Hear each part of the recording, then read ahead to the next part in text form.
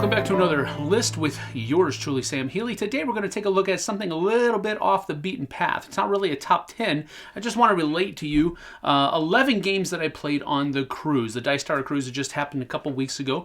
And, well, actually, yeah, I guess it is a couple weeks ago at this point. But anyway, we're going to take a look at those because I found it interesting because it's not really the same kinds of games that I usually will play. Now, I did play I did play one game 3 times, and you'll probably be able to figure out which one that was. But out of the other 10 games that were played, 5 of them I had never played before, and quite frankly, I didn't think I would ever want to play them either. So I thought that there was some value to sharing that kind of information and giving you a little bit of a recap on what I thought about those games as well. But anyway, without further ado, let's go ahead and get to the list. Again, these are not in any kind of order. They're just games that I want to relate and pass on to you this information. So here we go.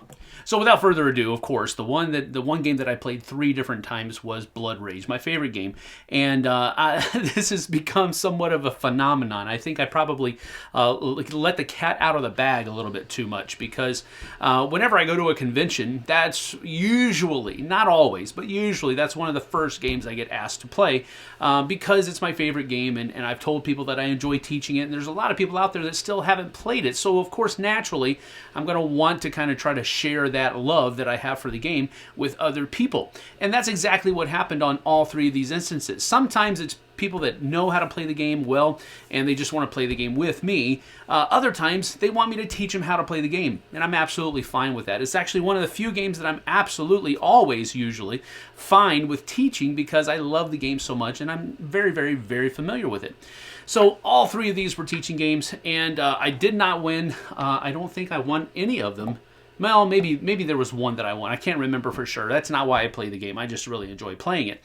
But the thing that I really pulled away from every single one of these was that everybody walked away saying, wow, that was really fun. And so that's just a great time. Great time. So Blood Rage I played 3 times. Next I played Space Base once with my son and a couple of the other patrons that were there. And we really had a good time playing this. Now, there were some... I enjoyed playing the game, but I was also reminded of why I wasn't necessarily caring about if I ever played it again after I played it the first couple of times that I did. And it's because there are a couple of really, really powerful combinations that if you just happen to get those combinations, the likelihood of you winning skyrockets. And of course, that's what happened with my son. He got this really powerful combination that can double the points that you get from a card that you just activated. He had, I think, a 7-point or an 8-point card that was right next to it or something to that effect. And he doubled that up a few times and he won. It's just not real fun to me. Otherwise, on the other side of the table, I'm over here grinding. I'm doing this. I've got this really neat engine set up going.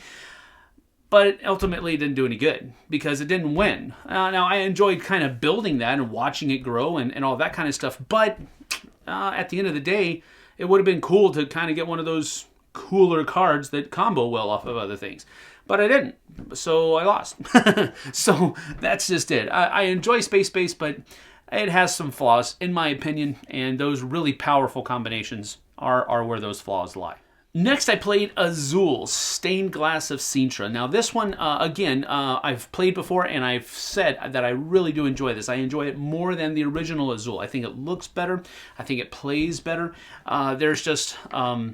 I just enjoy it more than I did the original, its original counterpart. And so we were looking for, I think my son and I were looking for a game to play with some other people, and we went ahead and just pulled this one out.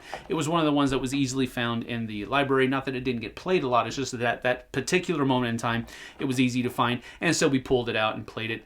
And I think this is a game that I actually won, and I don't really understand how, because I didn't do anything differently, although I did try to make sure that I built up some of the rightmost columns first before I started working on the leftmost columns, so that when I started building those leftmost columns, those points would add up as I went down from left to right.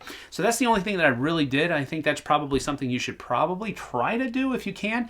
But again, it really depends upon which glass pieces are out in the center of the table and which ones you can build. So there is some restriction there. But if you can, I think that might be a good strategy. I don't know. Give it a whirl. Let me know what you think. Now, the next game that I played on the cruise that I want to talk about is BATTLESTAR Galactica. Now, this is one of those games that I only play at conventions nowadays because usually there aren't enough people interested in playing it in my gaming area, and it's a longer game, so it's harder to get to the table. But you can plan for it at a convention, and that's usually what happens. And so David Peterson is usually the one that's trying to harangue me into playing the game, which is fine. I enjoy playing the game, and playing the game with him is great because he knows it backwards and forwards. But we used some strange, I guess you could say, modular expansions for this one, and I didn't like all of them. Some of them I did like. I liked the Cylon Fleet board. I think that was a really neat way to keep the presence of the Cylon Fleet in your mind, even when it's not where Galactica is. I thought that was a great thing. The final five loyalty cards we used, those were fine. No worries there. We used the Ionian Nebula modular expansion. That was fun too.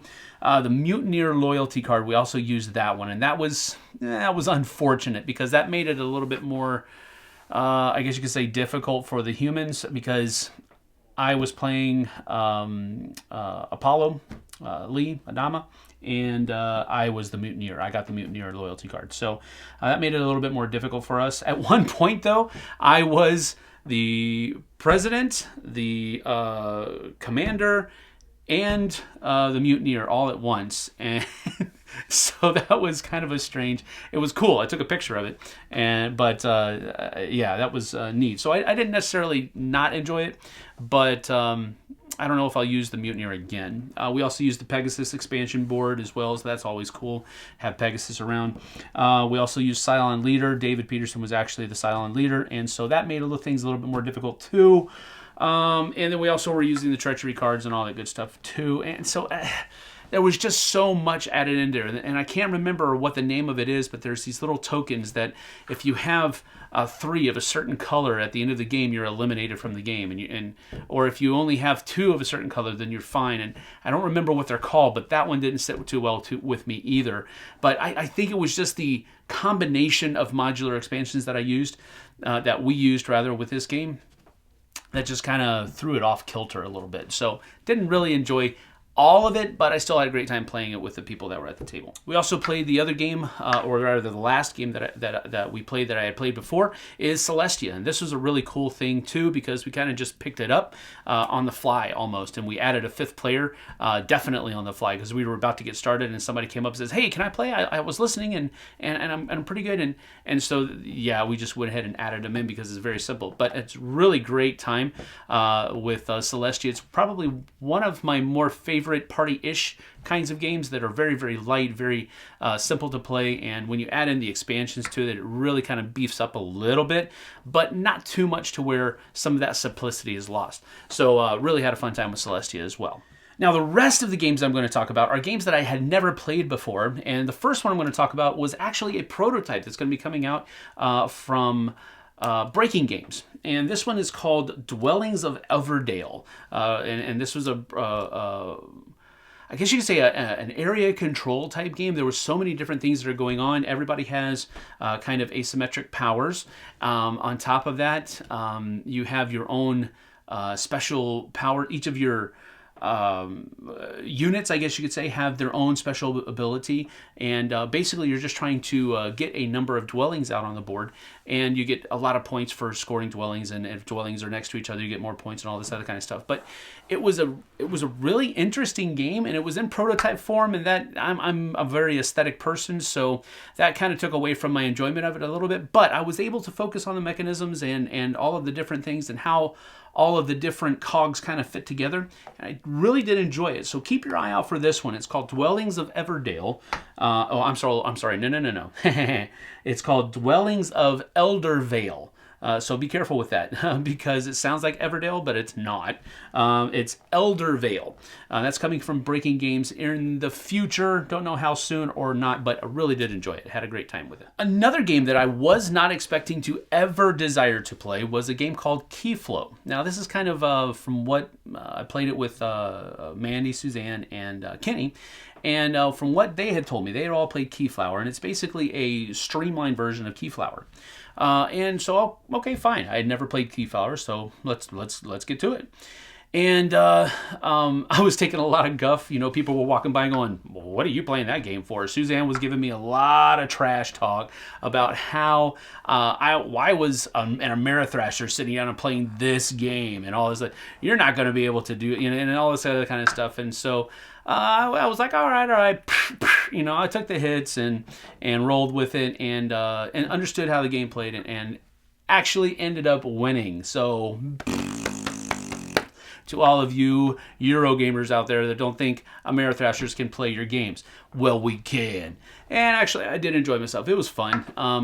It's resource collection and using it to upgrade your villages and getting these different engines together and having your in-game scoring, and there's drafting in it too, which I enjoy, so it was fun. I enjoyed it. I don't know that I'll ever want to play it again, but if it does hit the table, I'll be willing to do it. Also played another one called Wildlands. This is a new one from Martin Wallace, and my goodness, he used to be, you know, heavy Euro dude, but now he is like light Amerithrash dude, and because that's exactly what Wildlands is.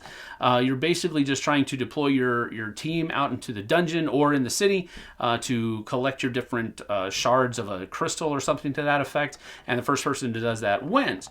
And if you get knocked out, well, then you get knocked out. But it's really just kind of moving things around and attacking other people, picking up shards and using your special attacks and all this other kind of stuff. It's very, very fun. I actually enjoyed it a lot. So that was Wildlands. I'm looking forward to possibly trying to get that back to the table just so I can try one of the other teams. The one that I tried was the Pit Fighters, and they were only melee range. So I want to try out some of the other ones. There's another faction that's more balanced. I think they were the humans, where they have, you know, equal parts ranged and melee. And then you have one that's, I think, the elves that are just ranged.